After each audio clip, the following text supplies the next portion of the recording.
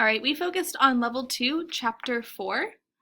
The Level 2 student descriptors are broken into 4 categories of listening, speaking, reading, and writing. For listening, Level 2 students are becoming familiar with new sounds, but rely on commonly heard words, will chunk sentences, and use expression to create meaning. When Level 2 students are speaking, they use simple sentences. They often make mistakes that can prevent understanding, and pronunciation may not be accurate. For reading, Level 2 students have general phonemic awareness, and that's required before adding in phonics, which is the visual representation of sounds as written word. Students who are literate in first language often recognize written language more readily and are able to read passages even though they may not comprehend it. So it's important to remember that oral fluency and speed is not equivalent to reading proficiency or comprehension. Level 2 students with writing often use everyday academic language and create simple sentences, but errors are common and may impede meaning. Some scaffolds and supports that we can use for Level 2 students are modeling, thinking aloud, graphic organizer for planning to write, photographs for them to be able to see what they're learning, a word wall with a focus on sequencing words, pre-teaching vocabulary, so they can understand it during the lesson, academic sentence frames, and level appropriate feedback so they know what they need to work on. Large-scale standardized assessments are inappropriate for Level 2 English language learners because these tests are designed for native speakers. There might be questions that are confusing for them, or they might not understand the directions. So it's important that we create assessments where we can see their knowledge and not test them on outside indicators. Although Level 2 is our focus, we also have to be aware of the other levels because as Level 2 students, Level 1 and Level 2 students have a lot of the same needs, so we need to be aware of other levels as well. Teachers can collaborate for the benefit of the students. One example of this is when the ESL or the bilingual teacher pushes into the mainstream class. This provides for more opportunities for the students to get one-on-one attention. They need to be able to apply understanding of the language abilities and cultural experience backgrounds of students in order to create ways for them to demonstrate content knowledge without fully developed English skills. We can create and use assessments and assignments that allow students to demonstrate content knowledge. These assessments and assignments should not depend on language fluency. We must realize that content understanding comes quicker than linguistic ability. So the students might be able to understand they might be able to understand content but not be able to express it verbally. They should be able to show their content knowledge by using posters rather than essays, short answer oral tests instead of written, and demonstrations rather than reports. A big focus should be on correct answers rather than errors and omissions, focusing on what they can do well instead of what they need to, or what they do wrong. So this builds their confidence and reduces anxiety, which can be a real issue for developing language.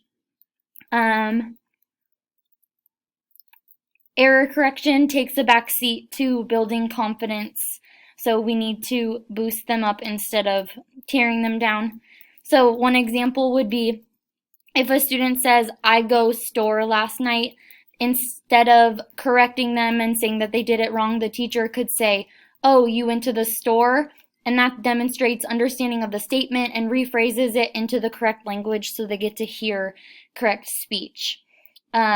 We can also allow students to complete assessment procedures under the guidance of a bilingual teacher or paraeducator.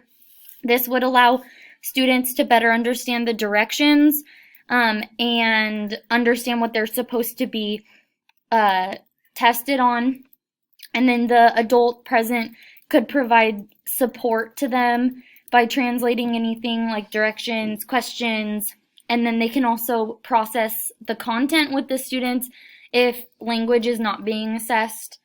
Whole tests should not be translated, however, because in the translation a lot of the meaning can get lost and it wouldn't be a good indication of how they're doing in comparison with the English portion of the test. The grades should be according to the student's linguistic strengths. So oral skills usually are stronger than their writing skills, so oral demonstrations should be weighted more heavily. And finally, make assessments and assignments more comprehensible by explaining directions and making sure you back it up with visual supports. Make sure they understand expectations of the task before they're expected to go and do it. Other ways that we can differentiate are by testing orally so that we're still promoting the development of language skills. And this doesn't have to be in place of a writing, but you could ask them to explain a picture by asking them what's happening in the photo to cover a specific topic that you covered in the subject. So for example, if students were studying volcanoes, they would be able to look at a picture of a volcano and explain in their words what's happening. You could use this instead of asking them to write their answers for comprehension, so that way you can assess how they're developing orally. You can occasionally allow for your students to respond in their first language. We want to be treating their first language as an asset, so we don't want to completely be asking them to always be speaking in English, especially as they're still developing their language skills. They might be combining English words with their first language, and that's okay, because as their language develops, they might not know the words that they can fill in, and we should still celebrate that they're able to use correct syntax, even though they're filling in words that they're not sure of which words that are in their first language. Our goal is for them to become literate in both languages, so if we take away them being able to use it at all, they're not going to be able to become literate in both of them. Another way that we can help our English language learners is by providing them with literature that is age appropriate but at a lower reading level. So you need to really be mindful of the kind of literature that you're putting in your classroom, because we want to make sure that it's still interesting to them. We're not giving them books that are written to be read to kindergartners if they're in third grade, but we want them to be able to understand it. And if it's at a lower reading level, it's going to have more images, so that will help them with their comprehension, because they might not completely understand what they're reading, so those visual supports are really important to build reading comprehension. We should also be encouraging our students to repeat what the teacher is saying by either engaging them in a song, having them repeat back in important phrases that you want them to understand. And these can be accompanied by visuals. So say if you were going to teach a song, maybe having a video that you're playing to go along with it so that they're getting it repeated, so they're understanding the language, and then the visuals help them comprehend what you're saying. And you can have them, having them repeat back to you is a way to formally assess how they are pronouncing certain words, and then also just be able to practice. They hear you speaking English fluently, and then they're able to repeat it. When we are grading English language learners' writing, we want to be grading with different expectations. They're not going to be able to write the same amount, so their sentences are going to be shorter, and they're going to have a more simple sentence structure. So if you're like going through the grade level standards, sometimes they're asking, for example, in fourth grade, they should be writing more complex sentences, and you shouldn't be expecting your English language learners to have, say, like semicolons and be combining their sentences at this point. And then you can help your students begin to form these sentences by providing sentence frames. We can also provide our students, when they're writing, with graphic organizers that provide visual support for students while they begin to plan their writing. And this isn't just visuals, like seeing that the graphic organizer is a visual way to organize it, but also adding different details into it to help them understand which parts are for what. You can also add scaffolding to the graphic organizer to give them an extra layer of support. So for example, if you want them to be using certain words, then you could have a word bank with the words that you want them to use. You should ask your students to accompany their writing with visuals. because we want them to be writing and we want them to be developing that language skill, but you also want to make sure that you can understand the message that they're trying to send. So asking them to either cut out a picture from a magazine, draw a picture, then that can help you understand the message they're trying to send you in their writing. So for example, if you have morning journals, asking them to draw a picture every day to kind of accompany what they're trying to tell you. And lastly, we should encourage our students to become biliterate. So we want them to write in their first language on occasion. This can also be allowed to help students write what they are trying to say as their language develops. All right, so now that we've discussed differentiation, we're now going to talk about instructional strategies that are beneficial for Level 2 students' language acquisition. So very similar to Level 1 students, the teacher should still practice the 4 critical action steps for Level 2 students as well. The 4 steps include examining your own assumptions, learning about the student's background and history, determining the student's instructional levels based off of the content knowledge, skills, abilities, and language proficiency. And the 4th and final action step is teaching essential learning from the curriculum that focuses on and is associated with language in a differentiated manner.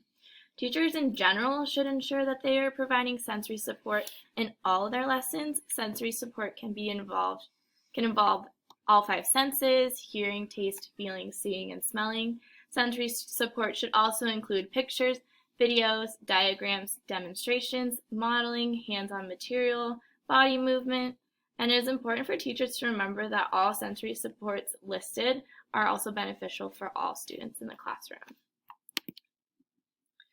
Along with what was previously mentioned, teachers need to include many instructional supports to help their English language learners' ability to grasp speaking and listening in the English language. So to promote listening, teachers should promote extra wait time so that the students can process their thinking. The teacher should also provide many graphic organizers and a way to help make connections and promote higher order thinking. Teachers should also utilize many think alouds in their lessons. Think aloud should model the process of creating language as well as the process of writing it. So, for example, if a teacher is teaching a lesson on writing a topic sentence, they should not only think aloud the punctuation and the capitalizations of their sentence, they should also think aloud how they are creating that sentence. For speaking, teachers should encourage participation and really practice exercising patience. And their patience will allow students time to think and respond. When Level 2 students respond, teachers should be sure to focus on the content of the student's speech instead of the correctness. Along with this, teachers should reward an EL student's attempts at communicating their ideas to boost confidence. And remember that focusing too much on correctness can be discouraging. Teachers should also regularly practice using sentence frames in their lessons, as these are beneficial to all students. Alrighty. We need to implement a high-quality research-based, culturally and linguistically sensitive reading program. Very much like Level 1 English learners, Level 2 students need explicit instruction on how to read and how to comprehend. Making meaning is the focus for this reading instruction. This should be done through explicit direction and modeling, and support should be provided through visuals such as posters and pictures. As always, the curriculum should be grade level or age appropriate regardless of reading or comprehending ability, meaning you don't want to give a 5th grader things about Tom wanting a ball. They're ahead of that. Okay. Students who are Level 2 must still be working on their oral language skills as well as the foundational reading skills. This includes the alphabetic principle, directionality, book holding skills, connections between pictures and graphics, and understanding punctuation. Again, this is regardless of age. These students need explicit instruction. Students also must have their background knowledge valued to help create connection and link create a formative understanding of what they're reading. Other optional ways to teach to level 2s are shared reading strategies, guided readings, and graphic